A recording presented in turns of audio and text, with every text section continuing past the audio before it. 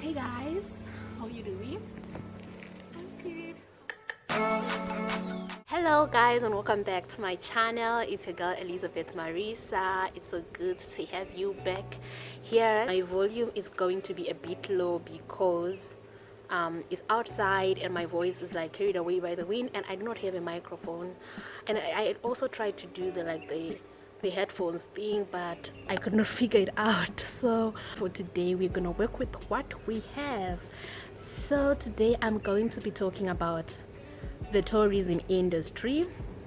So I have been receiving a lot of questions about my course, what I'm doing, what it is all about. So today I'm just here to discuss all about it. So the first thing that we're going to talk about is what is tourism and hospitality management all about. So basically it's a business management course. That's basically what I can say. We are being trained to manage tourism facilities, like I once said in my other video. So basically it's business management, but which is like specific and specialized, just concentrating on the tourism industry.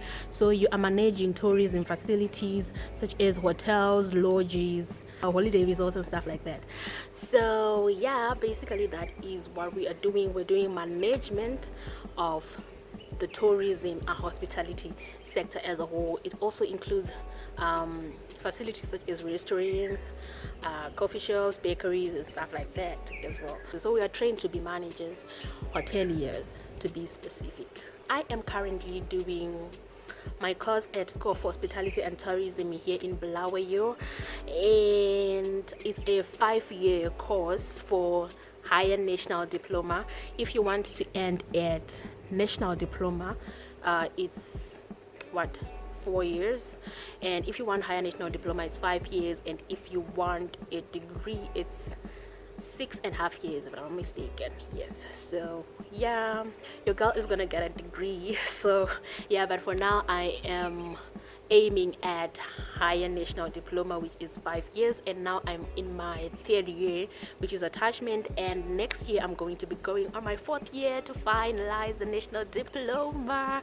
So for now I have got a national certificate, and with my national certificate I can actually go and get a job, but of course you won't get like high ranked jobs because of the level of education that you would have ended at. So yeah, national certificate is 1 year, by the way.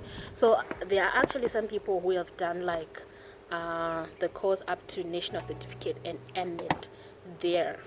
So it's just up to you what you really want to do. And yeah, so if you see me looking down, I'm looking at my notebook because I kind of noted down the things that I want to talk about so that I don't forget. So the modules that I'm doing currently, I'm doing 6 modules. So there is hospitality law, which is the most challenging one and the most difficult one. It's basically just like you are a law student really.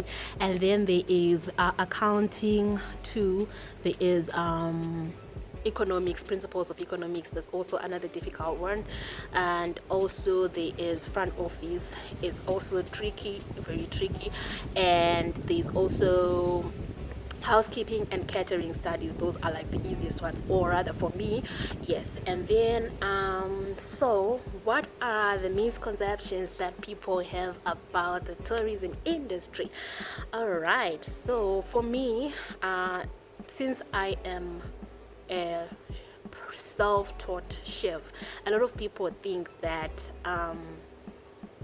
tourism and hospitality course you study to be a chef, which is not the thing. We are not trained to cook. Yes, we do get in the kitchen just so that we have experience and know what it is like, how things operate in the kitchen, since we are supposed to know all the departments of these facilities as tourism and hospitality managers, but it does not mean that we specialize in cooking. It's just something that I do from passion.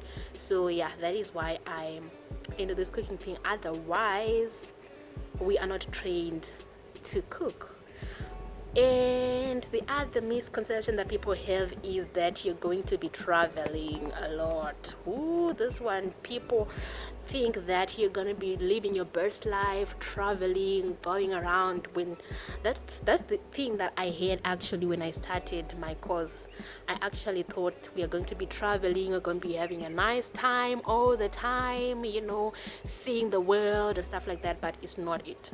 Especially with tourism and hospitality, you are mainly focusing on the hospitality part of it, which is like hotels, lodges, making people comfortable with their stay and stuff like that. It's not really about the travel aspect of it. If you really want to travel, I would advise you to do travel and tourism. I'm sure you will be traveling there, but with tourism and hospitality, that's not the case. And the other misconception that people have is that the tourism industry is easy. It's an easy course. Trust me, guys. That's a lie. That's a big lie. That course is difficult. It's difficult. I'm sure that each and every course is difficult for everybody, but then is the thing that you did not expect it to be that difficult that makes it worse. So yeah, when we got into the tourism industry, we just thought we're going to have fun and traveling and stuff like that, but then it's a whole different thing, and you have to actually read. You need to study, especially with hospitality law and things like principles of economics, front office. You need to be someone who studies. So it's a really difficult course. But if you just focus and if you know what you do, you will excel. You'll excel. And what's next? The tips that I would advise you as a tourism and hospitality student is, guys, discipline. Discipline is very important.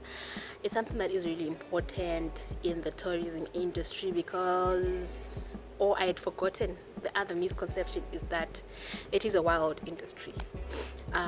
People just associate it with, the most upset things, like since you do all those bar operations and stuff like that, parties, events planning and stuff, they actually think that the industry is just a wild industry, which is kind of true, but it brings me to the aspect that I was talking about of discipline. Discipline is very important if you're in the tourism industry. I know discipline is important in any aspect of your life, but I think in the tourism industry you need more discipline than ever, because it is an industry that is broad and it gives you a lot of exposure to a whole lot of things. So you need to be someone who knows their boundaries, who knows what they are there for, because you meet a whole lot of things in the tourism industry. You meet a lot of people, especially for us who are like the frontliners of the industry, like we work at the front office and stuff like that. You need to know what you came there for. So you need to be someone who is very disciplined in everything that they do. Know what you came there for. Don't be hooked around. And I was actually talking this after a friend of mine who was telling me where she works. There are people who actually come and like ask for your number while you are saving them, and if you kind of like try to ignore them, they actually just pull out like a $50 note, a $100 note, and put on the table, and they'll be like, there is more from where this is coming from. And if you're someone who does not know what they are after in life, you'll be carried away by those things, and then next thing you're going to pay for that. It's not just going to be for free. So yeah, you need to be disciplined. Discipline is very important. And the other thing is you need to be open-minded. It needs you to know to be someone who's in a position to explore and to find out new things, and be open-minded generally, and be adventurous. If you want to succeed in the tourism industry, don't be scared of trying out new things and stuff like that, but also know your boundaries. The greatest advantage of the tourism industry is it's a broad industry. It has got a lot of job opportunities for you. You can be anything. You can just be anything, because it's a whole lot. From you can actually be a front office manager, you can be a housekeeper, you can be a restaurant manager, you can be a food and beverage service manager, you can actually be a hotel manager or a tourism manager, you can actually be a chef, you can actually do a whole lot of things. It's just so broad. You can go and work on a cruise ship, you can be a tour guide, you can work in the wildlife sector. It's just a broad, very broad industry. So it has got a whole lot of job opportunities. And if you also want to supplement the course like I did a wildlife and professional hunting course on the side like 2019. So you can also want to supplement your course, and it will also broaden like the job opportunities that you have. You can also do the IATA course at Air Zimbabwe, whereby you do like the traveling and airlines kind of thing. So you'll be learning about airlines and stuff like that. You can actually work as an air hostess, flight attendant and stuff like that. So these are like 6 months course that you can do to supplement and complement your degree or your course. So basically that is it from me. Thank you so much for watching my video. I hope you enjoyed this video. I'm gonna be coming with more of these. If you want more information, just drop your questions in the comment section or DM me so that I can do another video answering your questions about the tourism and hospitality industry. Thank you so much, and bye.